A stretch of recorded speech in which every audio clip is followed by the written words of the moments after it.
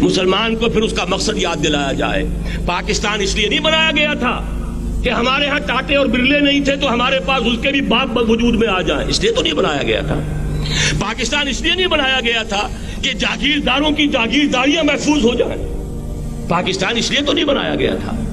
اور یہ کہ نمازیں اور مسجدیں تعمیر ہو جائیں، مسجدیں تو امریکہ میں تعمیر ہو رہی ہیں عالی شان سے عالی شان، اس لیے پاکستان نہیں بنا تھا.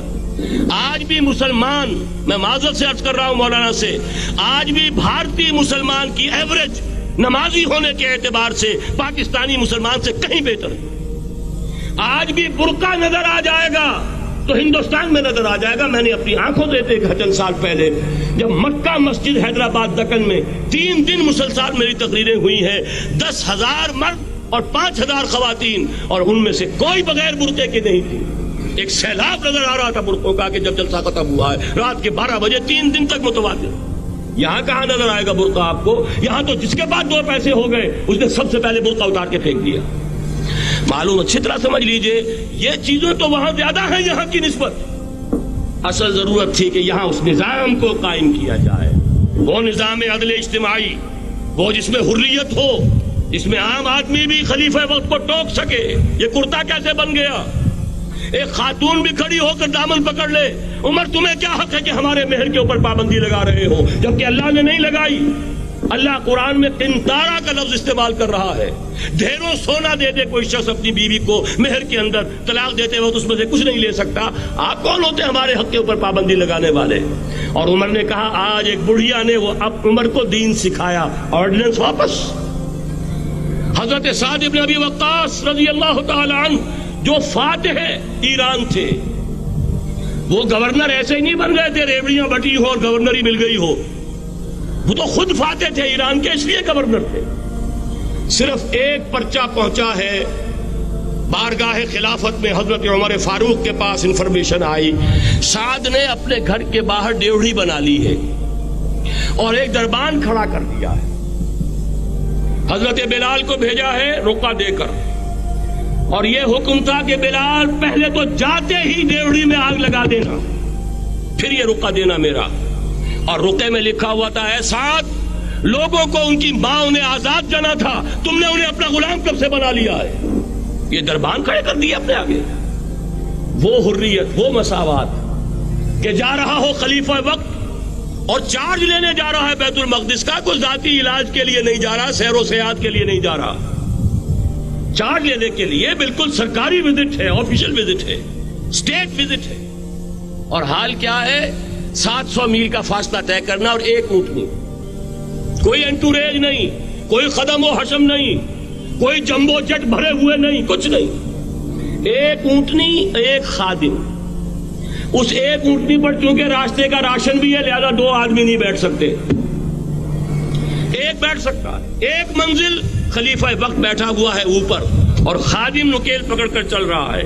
اگلی منزل خادم اوپر بیٹھا ہے اور خلیفہ وقت عمر بن الخطاب رضی اللہ تعالی عنہ اور وہ آگے آگے نکیل پکڑ کر چل رہے ہیں. یہ نظام چاہیے آج نوع انسانی کو. اس کے انتظار میں، اس کی تلاش میں نوع انسانی نے کتنے تجربے کر لیے، کیسی چھلانگیں لگائیں، ملوکیت ختم کی، آسمان سے گرا کھجور میں اٹکا، جمہوریت آئی نام نہاد، لیکن وہ سرمایہ دارانہ نظام بن کر آگے سے بڑھ کر لعنت بن گئی. پہلے جاگیردار مسلط تھا، اب سرمایہ دار اور کارخانے دار مسلط ہو گیا. اس سے نکلنے کے لیے زور لگایا، کمیونزم کی طرف گئے، چھلانگ لگائی، اب ایک پارٹی ڈکٹیٹر بن کر بیٹھ گئی. انسان رست از یک بنتا افتاد در بندے دیگر، ایک چیز سے غلامی سے نجات پاتا ہے دوسری میں پھنس جاتا ہے. اور کیوں؟ کہ وہ نظام عدل اجتماعی جو محمد عربی کو دے کر بھیجا گیا تھا، اس کے کسٹوڈین سوئے ہوئے، اس کے کسٹوڈینز کو اندازہ ہی نہیں. یہ نسخہ تو ہمارے پاس تھا، ہمیں عمل کرنا تھا اور دنیا کے سامنے پیش کرنا تھا. پاکستان بنایا اس لیے گیا تھا کہ ہم اس کا ایک نمونہ دنیا کے سامنے پیش کریں گے. قائد اعظم نے فرمایا تھا کہ ہم یہ چاہتے ہیں کہ پاکستان کی صورت میں عہد حاضر میں اسلام کے اصول حریت و اخوت و مساوات کا ایک نمونہ قائم کر کے دکھائیں. کہاں ہے وہ؟ بھٹک گئے، سو گئے. بہرحال اب بھی وقت ہے، جب تک سانس تب تک آس. میرے عزیز نے تو ڈرایا ہے اور صحیح ڈرایا ہے. اللہ تعالیٰ نے 25 برس انتظار کیا تھا. عذاب کا کوڑا پھر مارا ہماری پیٹھ پر. وَلَنُذِيقَنَّهُم مِّنَ الْعَذَابِ الْأَدْنَىٰ دُونَ الْعَذَابِ الْأَكْبَرِ. بڑے عذاب سے پہلے چھوٹا عذاب کا مزہ چکھائیں گے. لَعَلَّهُمْ يَرْجِعُونَ, شاید کہ لوٹ آئیں. کوئی عجب نہیں اس عذاب الادنا سے بعد ہم جاگے نہیں, ہوش میں نہیں آئے. کوئی عجب نہیں کہ بڑے عذاب کا کوڑا ہماری پیٹھوں کو برس جائے. لیکن مجھے یہ یقین ہے, نوٹ کر لیجئے, اگر یہ دوسرا امکان ہو گیا, خدا نہ خواستہ اللہ کے عذاب کا کوڑا ہماری پیٹھ پر برسا, مجھے یقین ہے اللہ ہندوؤں کو مسلمان بننے کی توفیق دے گا.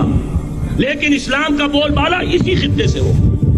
تاریخ میں یہ ہو چکا ہے آیا فتنہ تاتار کے افسانے سے, پاسباں مل گئے کعبے کو صنم خانے سے.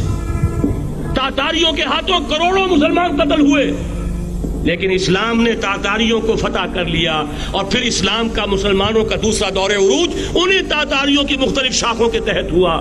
وہ تاتاری ہی تو تھے, وہ سارے ہورس, ٹرکش ہورس, ترکان تیموری, ترکان صفوی, ترکان سلجوقی, ترکان عثمانی, وہی تو سٹاک تو وہی ہے آیا فتنہ تاتار کے افسانے سے, پاسباں مل گئے کعبے کو صنم خانے سے.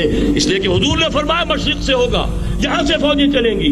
تو کوئی عجب نہیں. بہرحال یہ دو امکانات ہیں, لیکن اس کا فیصلہ تیرے ہاتھوں میں ہے, دل یا بدن. سیدھی بات. اگر تو اب بھی ہم ٹھیک ہو جائیں, جاگ جائیں, ہوش میں آ جائیں, قوم یونس کی طرح توبہ کر لیں, تو بغیر عذاب کے کوڑے کے رحمت خداوندی ہم پر سایہ کرے گی. اگر ہم نہ جاگے تو وہ عذاب کا کوڑا آئے گا. یہ نہیں میں کہہ سکتا ان ادری قریب بعید ما توعدون, یہ میں نہیں کہہ سکتا, یقین کے ساتھ جانتا ہوں کہ آئے گا. لیکن یہ کہ اس کے بعد بھی یہیں سے بول بالا ہوگا. اگر ہمارے ذریعے نہیں تو ان کے ذریعے سے, جو ہمیں شکست دے کر پھر اسلام قبول کر لیں گے. لیکن کیوں نہ پہلے ہی راستے پر چلنے کی کوشش کریں.